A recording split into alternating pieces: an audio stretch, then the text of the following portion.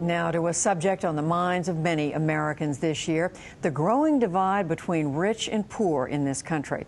The issue is also the focus of our ongoing series of conversations, Closing the Gap.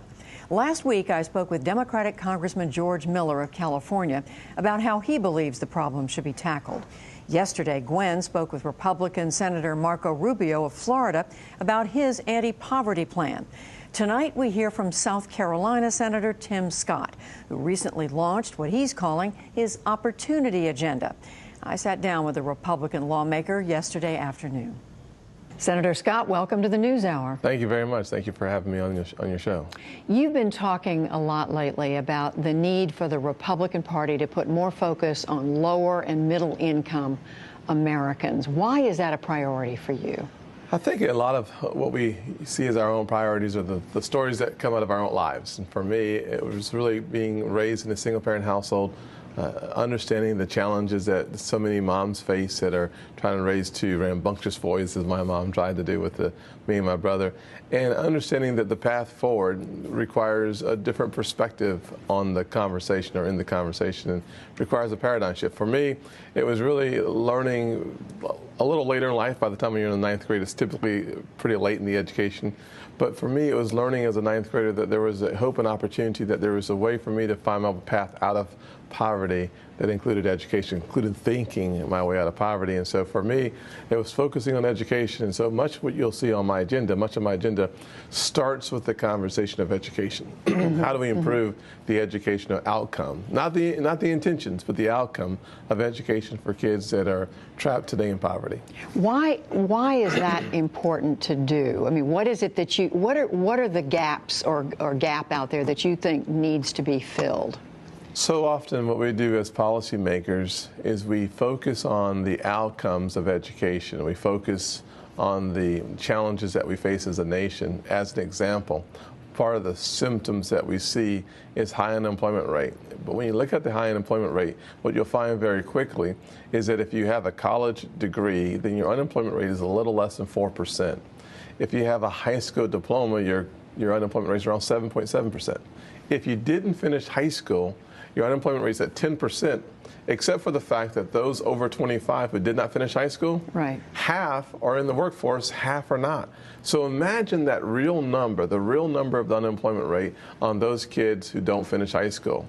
It's an amazing impact on self-esteem. It's an amazing impact on one's ability to fulfill his or her potential, and it's an amazing impact on our economy. So the output of our country is significantly reduced if we don't find the best path forward in education. Is this something that you think has been largely overlooked for a long time? Well, it's obvious to me that our nation and our states spend about $600 billion on education, and yet our outcomes in education are getting worse.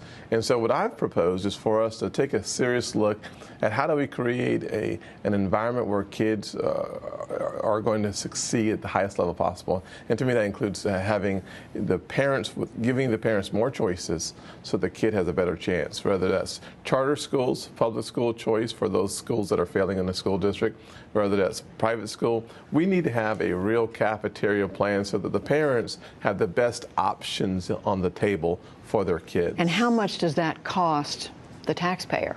That's a good question. I would tell you that the cost of unemployment can be measured in our government programs today, which are our government assistance programs, are nearly $1 trillion.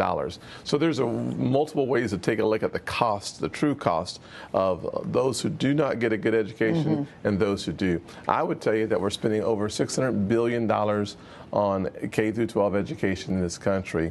If we were to take 3 or 4 or 5% of those dollars and put that into a competitive environment to see what the results are, I think we'd see the same results around the country as we have started to see in D.C. Part of my Choice Act, just to give you a classic example, part of my Choice Act provides D.C. kids with an opportunity scholarship At 40% of the cost of public schools, 97% of the kids in the Opportunity Scholarship Program graduate from high school. 56% of the kids do in D.C. Is this something that you're getting support for in your own party, in the Republican Party? Absolutely. People are excited about this opportunity agenda that I'm proposing.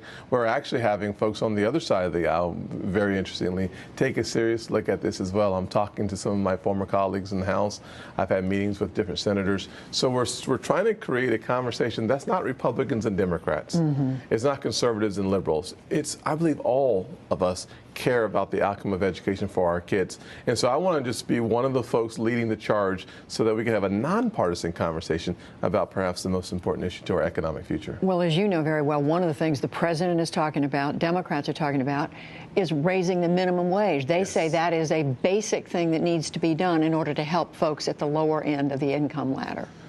Yeah, I would tell the president and my friends on the left that we could have a robust conversation about actually helping those folks at the entry level of the income ladder by having a conversation about restoring the 40-hour work week that's in Obamacare. The fact is that today, employers are making the decision to move their employees from 40 hours a week to 30 hours a week to comply with the ACA.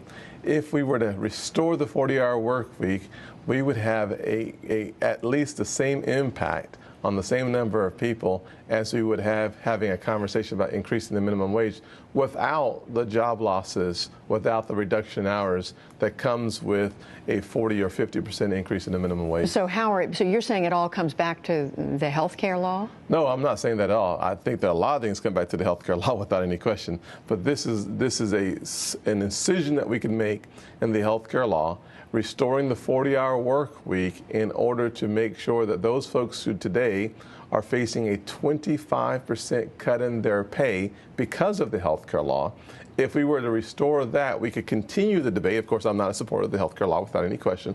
We could continue the debate on the rest of the law and how we could deal with that. But today, if we're going to have a real conversation about income inequality, the fastest way for us to restore the notion of more equality is faster done, more equitably done, by restoring the 40-hour work. And that would be done by amending the law? We could do that very quickly with both houses of Congress, and the president could sign it. That would restore, in a major way, 25% of more than, I think it's 2.3 to 2.5 million Americans. You reject out of hand the idea of raising the minimum wage? I don't reject out of hand the idea of raising the minimum wage. What I reject is the notion that we can somehow create a higher quality of life by simply debating the minimum wage.